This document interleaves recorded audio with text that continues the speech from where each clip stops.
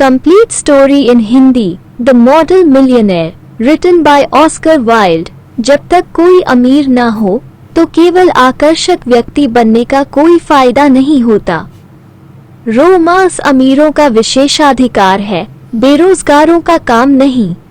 गरीबों को व्यवहारिक और पेशेवर होना चाहिए। किसी के लिए आकर्षक बनने से बेहतर है कि उसकी अपनी स्थायी आय हो। ये आधुनिक जीवन के महान सत्य हैं जिन्हें ह्यूई अर्स्किन ने कभी महसूस नहीं किया। वो अपने सुंदर भूरे बालों, अपनी स्पष्ट रूपरेखा और अपनी भूरी आंखों के साथ बहुत ही अच्छा दिखने वाला व्यक्ति था। वो पुरुषों के बीच उतना ही लोकप्रिय था जितना महिलाओं के बीच, और पैसा कमाने के अलावा वो हर चीज में माहिर था। उनके पिता ने उन्हें अपनी घुड़सवार तलवार और 15 खंडों में पुस्तक प्रायद्वीपीय युद्ध का इतिहास दिया था। वो एक बूढ़ी आंट की अनुमति से वर्ष के 200 दिन तक अपना जीवन जीता था।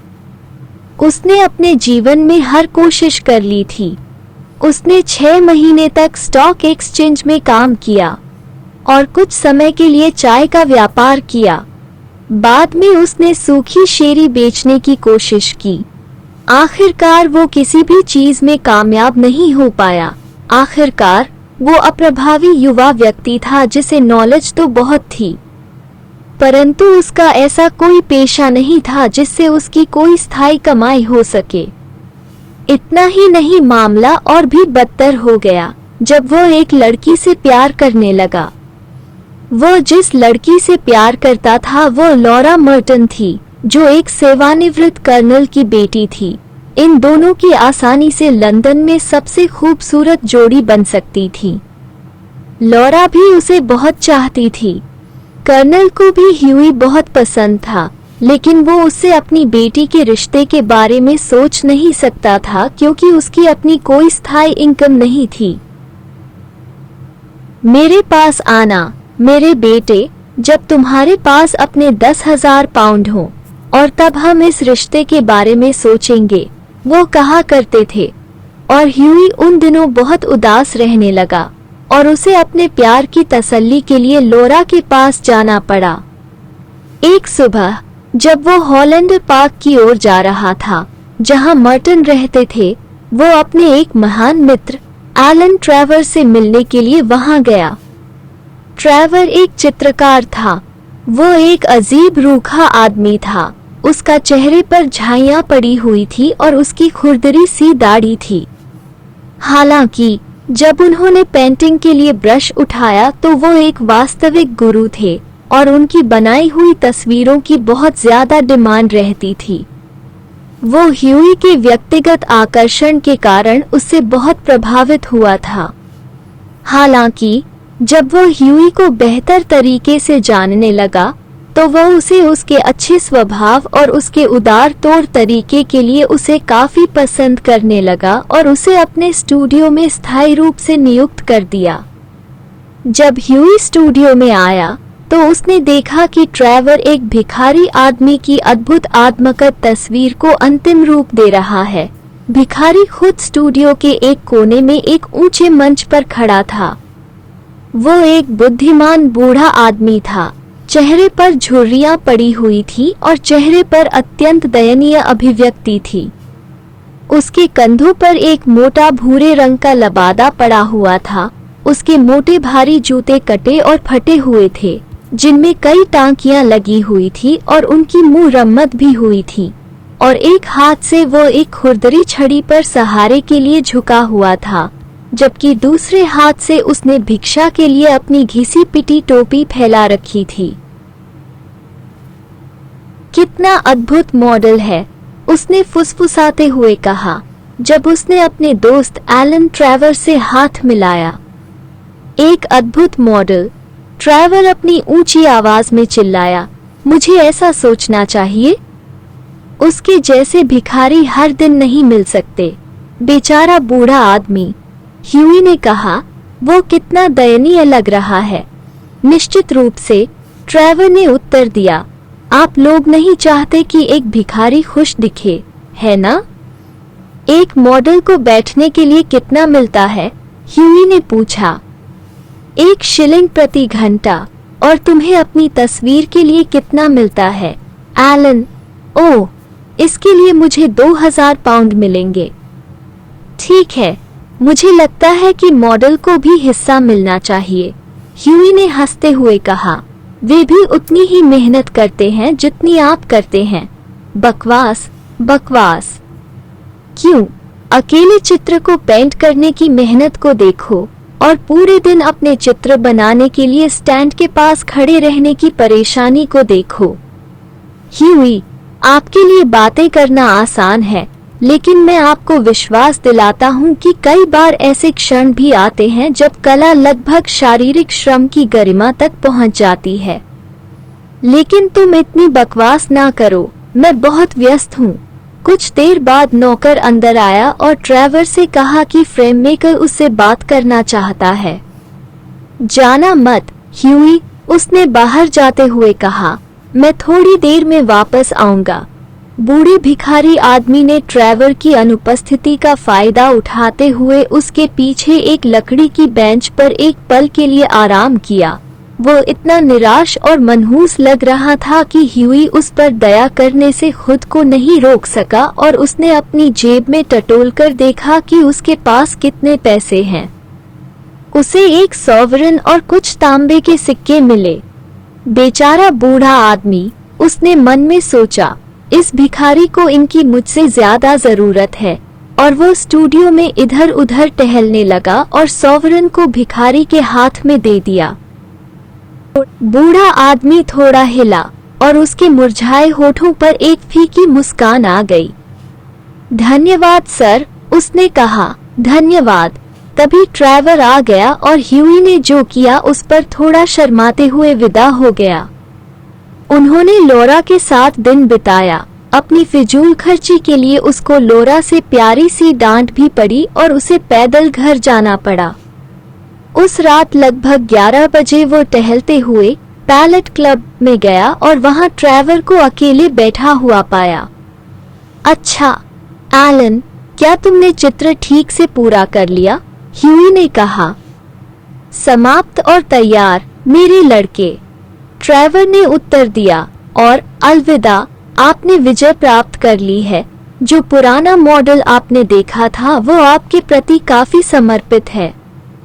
मुझे उसे आपके बारे में सब बताना था कि आप कौन हैं, कहाँ रहते हैं, आपकी आय क्या है, आपके जीवन में क्या संभावनाएं हैं। मेरे प्रिय एलन, ह्यूई चिल्लाया। जब मैं घर जाऊंगा तो शायद मैं उसे मेरा इंतजार करते हुए पाऊंगा। लेकिन निस्संदेह आप केवल मजाक कर रहे हैं। बेचारा बूढ़ा अभागा। काश मैं उसके लिए कुछ कर पाता। मुझे लगता है कि यह भयानक है कि कोई भी इतना दुखी हो। मेरे पास घर पर पुराने कपड़ों का ढेर है। क्या आपको लगता है कि वो उनमें से कुछ उसके काम के होंगे? क्यों? उसके कपड़े चिथड़े चिथड़े हो रहे थे, लेकिन वो उनमें शानदार दिखता है, ट्रेवर ने कहा। मैं किसी भी कीमत पर उसे फ्रॉक कोट में नहीं रंगूंगा। हालांकि मैं उसे आपके प्रस्ताव के बारे में बताऊंगा। और अब मुझे बताओ कि लौरा कैसी है? मेरे जैसे पुराने मॉडल को उसमें काफी दिलचस्पी थी। तुम्हारे कहने का मतलब यह नहीं है कि तुमने उसे उसके बारे में बात की? ह्यूई ने कहा। निश्चित रूप से मैंने किया। वो दयाहीन कर्नल, प्यारी लौरा और 10,000 पाउंड के बारे में सब कुछ जानता है। तुमने उस बूढ़े भिखारी को मेरी सारी निजी बातें बता दी? ह्यूई रोया, बहुत लाल और गुस्से में दिख रहा था। मेरे प्यारे लड़के, ट्रेवर ने मुस्कुराते हुए कहा, वो बूढ़ा भिखारी, जैसा कि आप उसे कहते हैं, यूरोप के सबसे अमीर व्यक्तियों में से एक है। वो अपने खाते से अधिक राशि निकाले बिना आसानी कल पूरा लंदन खरीद सकता है। आपका मतलब क्या है? ह्यूई ने कहा। मैं जो कहता हूँ, ट्रेवर ने कहा। जिस बूढ़े आदमी को आपने आज स्टूडियो में देखा वो बैरन हाउसबर्ग था। वो मेरा बहुत अच्छा दोस्त है। मेरी सारी तस्वीरें खरीदता है और 1 महीने पहले मुझे उसे एक भिखारी के रूप में चित्रित करने के लिए कमीशन दिया था। और मुझे कहना होगा कि उसने अपने चिथड़ों में एक शानदार आकृति बनाई है, या शायद मुझे अपने चिथड़ों में कहना चाहिए। वे एक पुराना सूट है जो मुझे स्पेन में मिला था। बैरन हाउसबर्ग।